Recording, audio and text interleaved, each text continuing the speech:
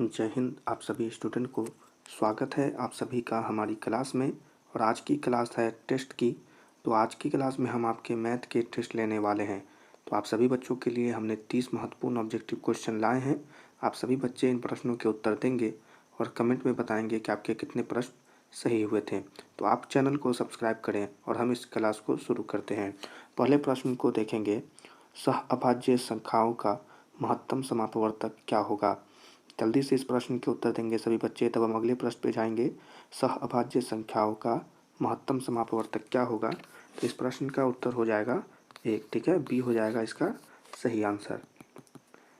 जल्दी से देखते रहें और अगले प्रश्न को के उत्तर दें। यदि दो संख्याओं का गुणनफल 2166 है एवं उनका महत्तम समापवर्तक 19 है तो उनका लघुत्तम समापवर्तक क्या होगा। तो इस प्रश्न का जो उत्तर हो जाएगा वो है सी, यानी 114। सी हो जाएगा इसका सही आंसर। ठीक है, अगले प्रश्न को देखें। यदि a बराबर 2 के पावर 3 गुणते 3 गुणते 5 और b बराबर 2 के पावर 4 गुणते 5 गुणते 7, तब लघुत्तम समापवर्तक a और b क्या होगा। ठीक है, इस प्रश्न के आंसर सभी बच्चे देंगे। क्या होगा इसका उत्तर।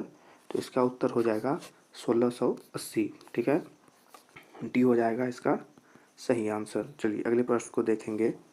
यदि m एक धनात्मक पूर्णांक है तो धनात्मक विषम पूर्णांक का रूप क्या होगा। तो जल्दी से बताएंगे इस प्रश्न का उत्तर क्या होगा। तो इस प्रश्न का उत्तर हो जाएगा 4m+1। ठीक है, सी हो जाएगा आपका सही आंसर 4m+1। ठीक है, चलिए अगले प्रश्न को देखें, इसके उत्तर दें। निम्नलिखित में कौन सी अभाज्य संख्या है। जल्दी से इस प्रश्न के उत्तर देंगे। तो इसका उत्तर जो है वो है 13। सी हो जाएगा एकदम सही आंसर। ठीक है, अगले प्रश्न को देखें। निम्नलिखित में कौन सा अपरिमेय संख्या है।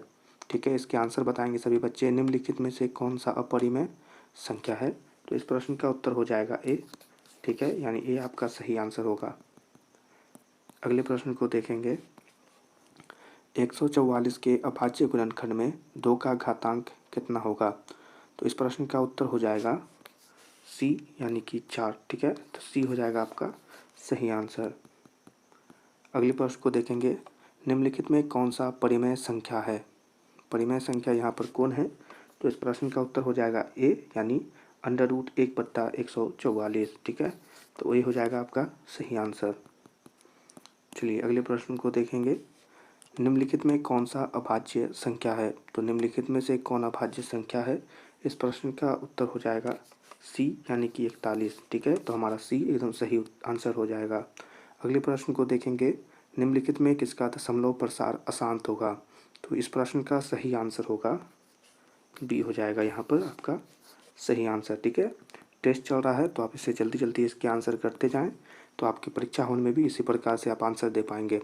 अगला प्रश्न है, एक अशून्य परिमेय और अपरिमेय संख्या का गुणनफल क्या होगा। तो इस प्रश्न का उत्तर जो है वो है हमेशा अपरिमेय होगा, यानी यहाँ पर हमारा बी आंसर एकदम सही हो जाएगा।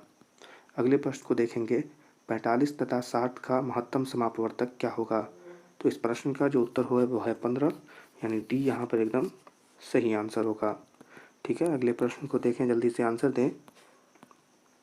π/3 क्या है। तो π/3 एक अपरिमेय संख्या है, यानी बी एकदम सही आंसर है। अगले प्रश्न को देखेंगे। यदि f(x) बराबर x³ minus 5x² plus 2x+2 हो तो f(1) का मान क्या होगा। यानी यहाँ पर जितने भी x है वहाँ पर आप a का मान रखेंगे, तो यहाँ पर आपका उत्तर जो है वो है 0। ठीक है, यानी a हमारा एकदम सही आंसर होगा। अगले प्रश्न को देखेंगे। 0.7 कितना होगा। इस प्रश्न का उत्तर हो जाएगा 7/9, यानी ए हमारा यहाँ पर सही आंसर होगा। अगले प्रश्न को देखेंगे। 8 गुणते 2 या 8⁻0 गुणते 2⁻0 बराबर कितना होगा। इस प्रश्न का उत्तर हो जाएगा 1, यानी बी हमारा सही आंसर होगा।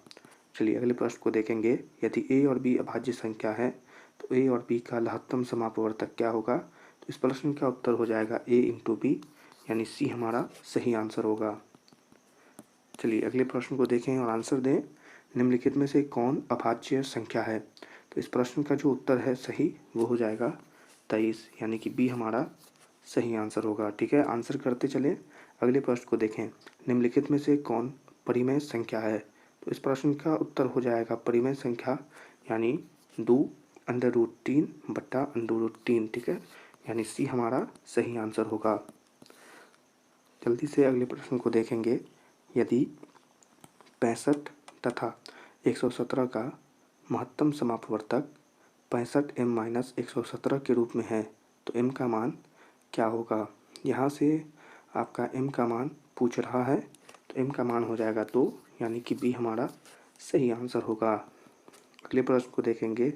2, 10 और 20 के लघुत्तम समापवर्तक और महत्तम समापवर्तक का अनुपात क्या होगा।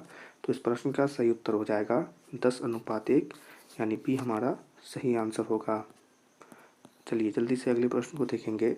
सबसे छोटी भाज्य संख्या और छोटी अभाज्य संख्या का महत्तम समापवर्तक क्या होगा। तो इस प्रश्न का सही उत्तर हो जाएगा 2, यानी बी हमारा सही आंसर होगा। अगले प्रश्न को देखेंगे। दो लगातार संख्याओं का महत्तम समापवर्तक क्या होगा। तो इस प्रश्न का सही उत्तर हो जाएगा 1, यानी बी हमारा सही आंसर होगा। अगले प्रश्न को देखेंगे।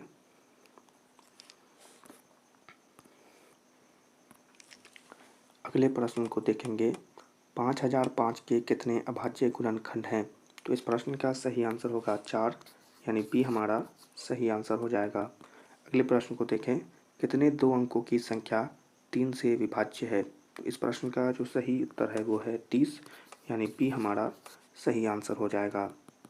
जल्दी से आप आंसर देते रहें। और अगले प्रश्न को देखेंगे सभी बच्चे।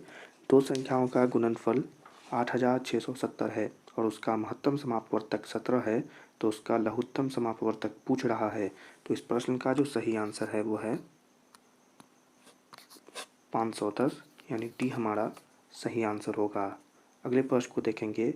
6, 8 और 22 का लघुत्तम समापवर्तक और महत्तम समापवर्तक का अनुपात क्या होगा। तो इस प्रश्न का जो सही उत्तर है वो है 132:1, यानी ए हमारा सही आंसर होगा। अगले प्रश्न को देखेंगे। 96 का अभाज्य गुणनखंड क्या होगा। तो इस प्रश्न का जो सही उत्तर है वो है 2⁵ गुणित 3, यानी सी हमारा सही आंसर होगा। अगले प्रश्न को देखेंगे। 0.3 का परिमेय रूप में लघुत्तम रूप क्या होगा। तो इस प्रश्न का सही उत्तर है वो है 1/3, यानी यहाँ सी हमारा सही आंसर होगा। और अंतिम प्रश्न है 7 + 3√2 क्या है। तो इस प्रश्न का जो सही आंसर है वो है अपरिमेय संख्या, यानी बी हमारा सही आंसर होगा। तो ये प्रश्न समाप्त होते हैं। आपके इन सभी प्रश्नों में से कितने उत्तर सही हुए आप हमें कमेंट में ज़रूर बताइएगा। अगर आपने 30 में से 30 सही उत्तर दिए हैं तो आपकी तैयारी बहुत बढ़िया है। इस बार आप बोर्ड एग्ज़ाम में एकदम फोड़ दीजिएगा, इतना हम बता रहे हैं। ठीक है, अगर कुछ प्रश्नों की गलती अगर आपसे हो गई है तो टेंशन नहीं लेना है। इस प्रश्नों के आंसर तो हमने आपको बता दिए हैं, आप इन प्रश्नों को याद कर लीजिए। वैसे भी अगर ने आपने हमारी क्लास को देखा होगा, जो कि हम अपने चैनल पर कंटिन्यू अपलोड कर रहे हैं आप सभी बच्चों के लिए, तो आप ये सारे प्रश्नों के उत्तर ज़रूर दे सकते थे। अगर आपने दिया है तो बहुत अच्छी बात है। सभी बच्चों से चाहते हैं कि आपके लिए हमने बहुत क्लास अब डाल रही है हम अपने चैनल पर, तो आप हमारे चैनल पर जाएं, उन क्लासेस को देखें और अगर आपको वह क्लास पसंद आए तो आप हमारे चैनल को ज़रूर सब्सक्राइब करें और बेल आइकन को ऑल पर सिलेक्ट करें। और आज की अगर क्लास पसंद आई हो तो इसे ज़रूर लाइक कर दें। कमेंट में हमें ज़रूर बताएं कि आपको यह क्लास कैसी लगी और आपके कितने प्रश्न सही हुए। और इन क्वेश्चन के आपके PDF चाहिए तो आप हमें कमेंट में ज़रूर बता सकते हैं, हम इनके PDF भी आपको शेयर कर देंगे, तो उनसे पढ़ने में आपको सहायता होगी। वैसे आपकी बोर्ड की परीक्षा बहुत नज़दीक आ गई है, तो आप अपने टाइम को बर्बाद न करें। जहाँ से जो कुछ हो सके अपने बोर्ड की तैयारी करते रहें। और अपनी बोर्ड की तैयारी आपको इतने अच्छे से करनी है कि परीक्षा में आप एकदम बैठें तो आसानी से सभी प्रश्नों के उत्तर दे सकें। तो इसके लिए आप हमारे चैनल को भी सब्सक्राइब कर सकते हैं, इससे आपको बहुत फ़ायदा होगा। सभी बच्चों से मिलेंगे हम अगली क्लास में, तब तक के लिए सभी छात्रों को जय हिंद।